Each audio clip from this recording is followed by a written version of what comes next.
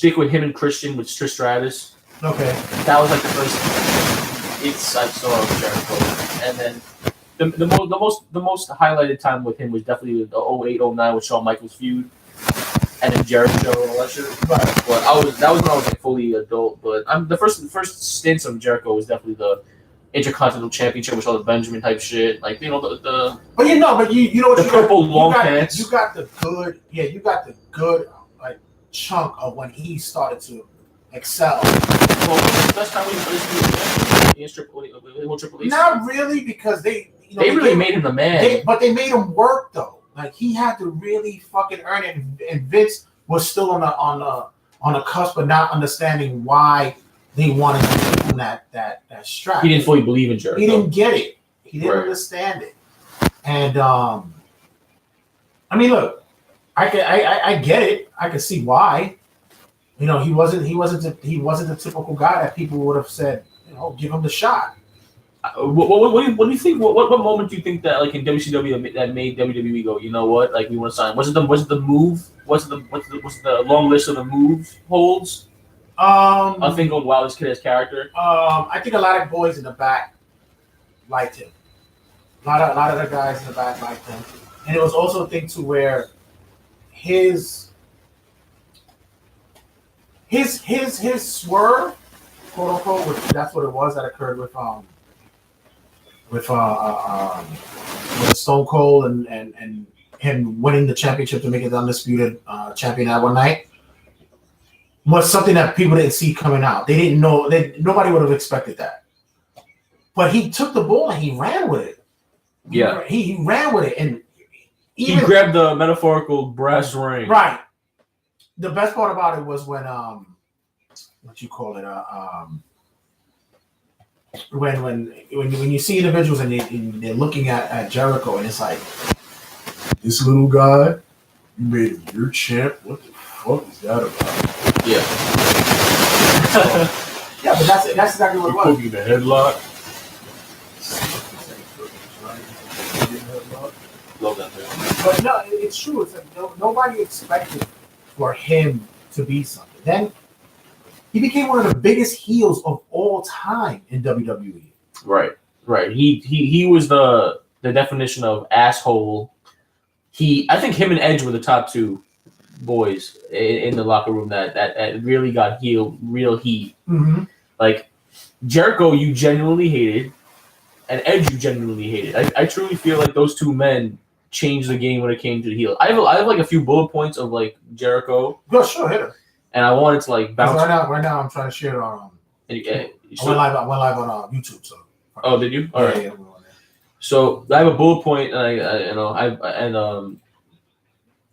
and basically arguments for my opinion. But before we start, though, would you agree that Chris Jericho is the greatest of all time? It's debatable, but would you put him in the top two at least? Listen. Everybody does like the Mount Rushmore. Everybody, who's the Mount Rushmore? Is Jericho there? He's got to be. Nah, he's not in the Mount Rushmore. If he's not in the top 5, he's definitely in the top 6. He's there. He's got to be that close. He's there. He's close. He's got to be that close. And one day I want to make an episode, a kind of promo about the most debated thing, about how I think The Miz is top 5 WWE wrestler of all time. The Miz? Yup. The Miz one day is going to be on that WWE Mount Rushmore, bro. He should. One day. It's going to be there. He should. But the first bullet point I had on my phone, change the game of cruiserweights. Okay. And I looked back at the history. I did some WWE Network matches, research, and all that.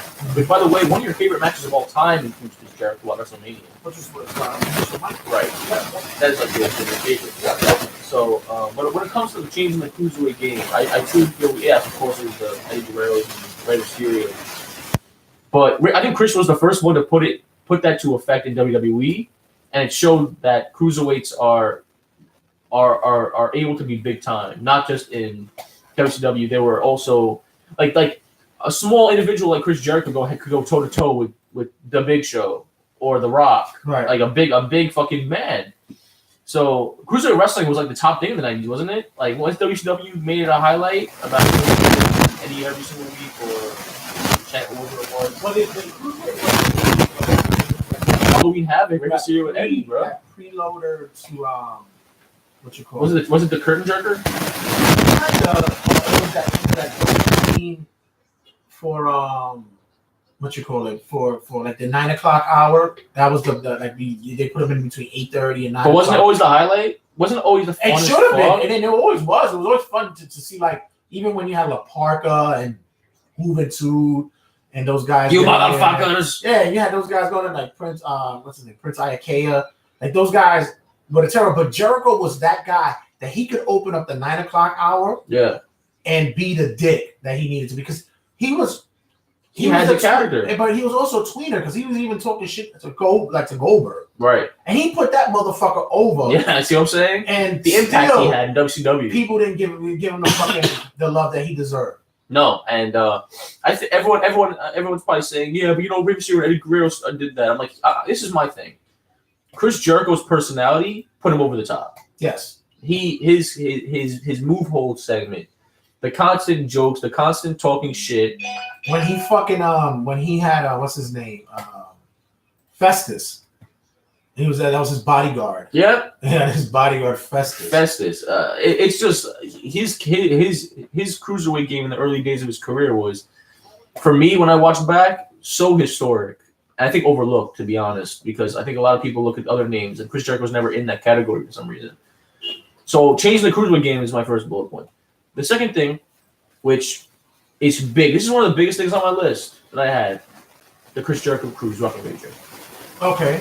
That is game changing. Out of everything, that's the one you put up there? It's up there, yeah. It's game changing. I find that astonishing that you did that. Do you want to know why? Why? Because no one else thought of it. And he looked outside the lines, and he thought of something new, and he thought of something different. He created a brand that's now yearly by himself, not by himself, but he literally created an event yearly that's changed the game. Who has ever done that? He did something new. That's why his creative prowess. Is that the word we're using? Prowess. Who else would have thought about doing that? Like who? I want to know. Jim Cornette thought about that. He didn't do it. Let me tell you something, guy. What's really mean, son of a bitch, dog? That'd have been him the whole cruise. Everybody. Yeah, he chose.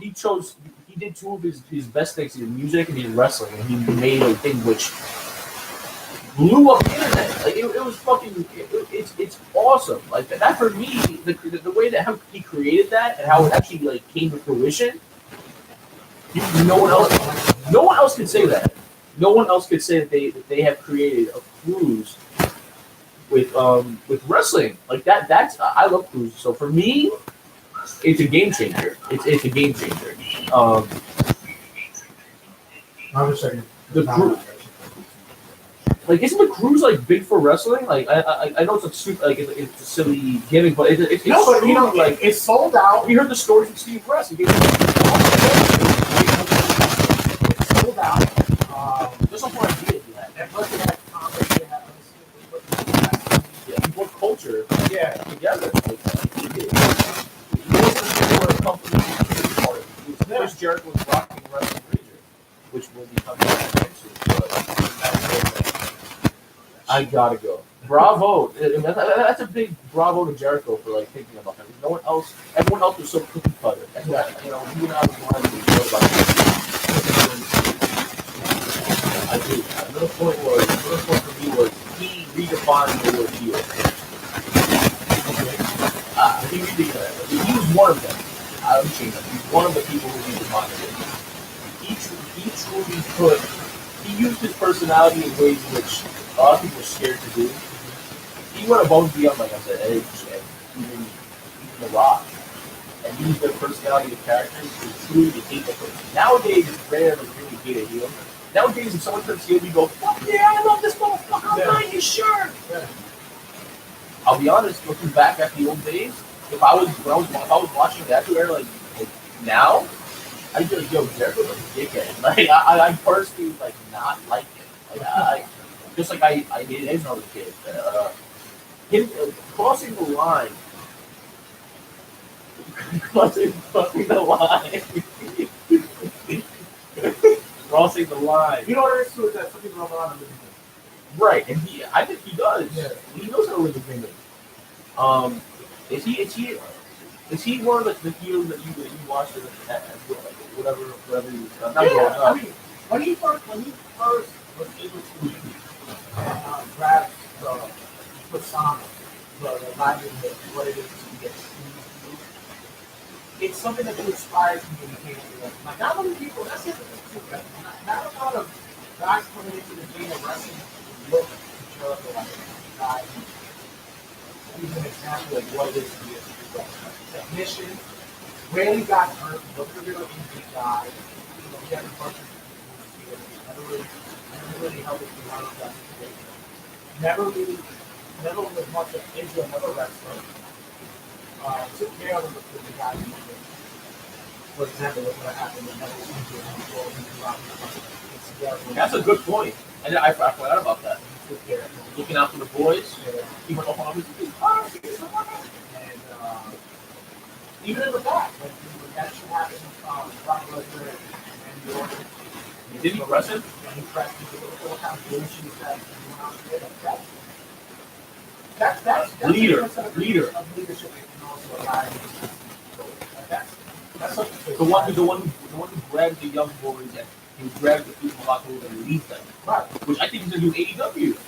Yeah. He's the perfect veteran leader that's going to take this company above and beyond. He's everything. And then my final thing I had to say is he's done everything everywhere. Everything everywhere. Can you agree with that? Yeah. He's done everything in WWE. Okay. The only thing he hasn't done was go to TNA, but hey buddy, you ain't missing much. WCW. And recently, the most important thing I have to say is New Japan. Right. He was WWE loyal and said, you know what, I'm going to New Japan, and he's had some of his best work in Japan lately. Yeah. At the same time, touring with Fozzy, might I add, and touring with his music, with his rock band. Oh, Fozzy. Here's a perfect example why he did that. Right, this he wrestled in New Japan. You know, he came out and he surprised. Who did he attack? He attacked Omega, right? As Pentagon. Remember the Pentagon outfit? Right. That was the second one. Gets on a jet right after. Flies right to a concert. And he jumps on stage right from the jet and starts so bloody. He has the makeup on. You know, he said them and he goes, hey guys, so like he jumped on the stage and said, hey guys, so like you're probably asking why I have this makeup on and like this face paint on, but I was just in a badass pay-per-view about wrestling. Go check it out. It'll explain everything. Let's get the show started and start singing. Yeah. No break. Yeah. No break for that man. Like, he's the definition of a hard-working innovator. He's an innovator with creating the crews. He's ready to take this new role of a veteran leader at AEW. He goes to New Japan to try new things, and he succeeds amazingly, taking the championship, having 5-star matches. WWE, what else can I say about that? He killed the game in WWE, one of the best heels of all time. Every single championship, every single accolade, he's won it. Every single promo, he's owned it. He's one of the best promos I've ever heard in my life. I think, to be honest, the highlight reel is one of the best talk shows ever. It beats Rated R. It beats the Rated R show. I like that. It beats the Cutting Edge. It beats fucking the Peep Show by a million years. The Peep Show. Like he is an entertainer. No shit about it in every way. He's a musician. He's a wrestler. He's a performer. He is everything. He's the whole package. Other people are just good at wrestling. Some people are good at promos. He's good at everything. Name one thing Chris Jericho's a weakness at in the business. He cuts a really good promo. He's a great wrestler. He might not be liked by a lot of promoters, but why is that? But because he's got to a point where he'll tell the guy. Eric Bischoff has mentioned it. Vince has had his buddies with him, but he says like Jericho thinks everything he does is right, and he's right. And it took a long time for him to say, you know what, I need to calm down, pull back a little bit, and he also knows how to remarket himself, reinvent himself, rebrand. Yep. Exactly. He goes off the hip. He shoots off the hip and just does something new. Yeah, and we had the Y2J thing. Then it was Save Us Jericho. And the list. There you had the list. You had the corporate Jericho look. You had a lot of New Japan. You had the what is it called? The Crow. The Crow. Whatever the fuck that was. Yeah, but it worked. I'm thinking like Ziggy Stardust or some shit like that. I don't know what the He was a combination of like Marilyn Manson and Sting. But it worked, and the Japanese audience ate that shit because they fucking couldn't stand him, but they loved him at the same time. He knows how to attract fans. Yeah, he knows how to attract the business. But other than that, I said, you got to put him in GOAT status, and I hate putting Hulk Hogan in there, but the guy did fucking change the game when it came to making wrestling mainstream for the time period. He also changed the game by taking his shit naked on Facebook. Yeah, I don't know. Nate, like, what? I don't know. Y'all might want to say shit weird to me. I don't know. Weird to me. He, Hogan went in, and he not only did he do the Hulk Hogan Real American Hulkamania shit. He went to WCW and he became NWO, fucking Hollywood Hogan kind of shit that worked. You have Ric Flair, who across different spectrums of fucking wrestling, 50, 60 years in wrestling, whatever the fuck you want to say, the guy is still fucking relevant. He's in hip hop videos and all that shit. And he's the old bastard is still talking about he could do one more run in the ring. Like, nah. Serious? We both agree. There's no doubt about it. John Cena is a great WWE wrestler. That's WWE wrestler. Stone Cold, who fucking, although was in WCW, was in ECW in the KPW, and other wrestling promotion. WWF, he became synonymous with wrestling in the Attitude Era because everybody and their mother was wearing a fucking Stone Cold shirt. If it wasn't an NWO shirt, it was a Stone Cold shirt. Yes. Everybody wanted to flip their fucking bosses off. Everybody wanted to say fuck you to the powers that be.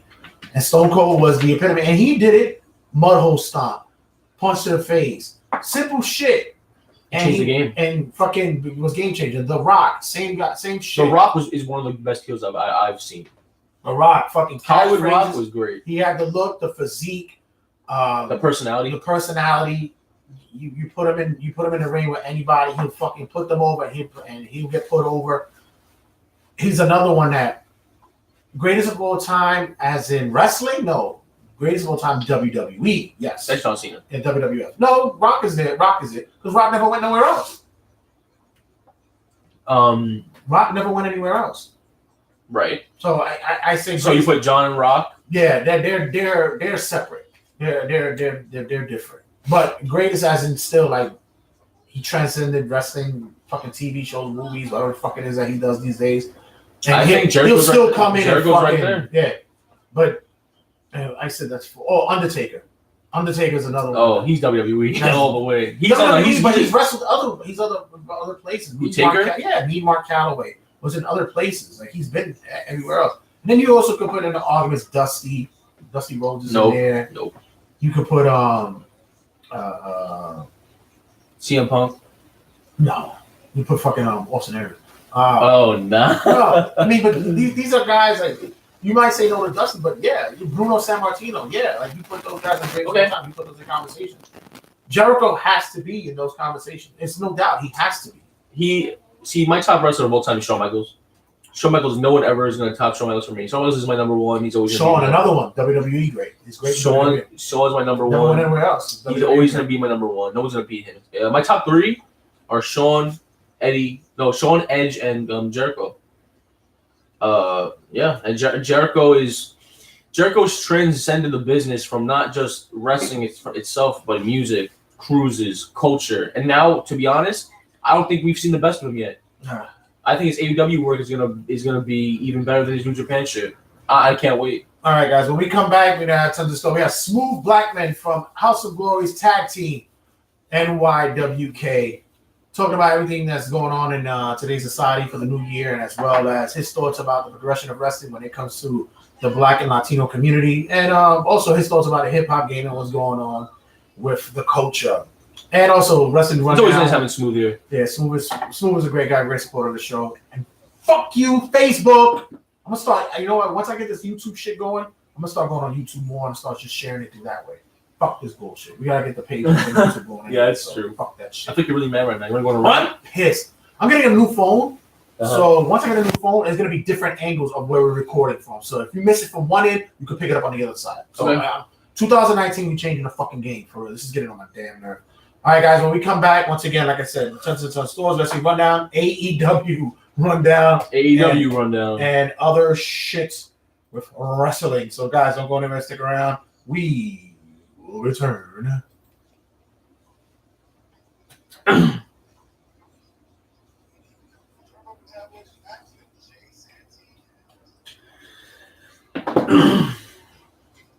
Fuck Facebook. I feel like Facebook really offended you. They fucked up the stream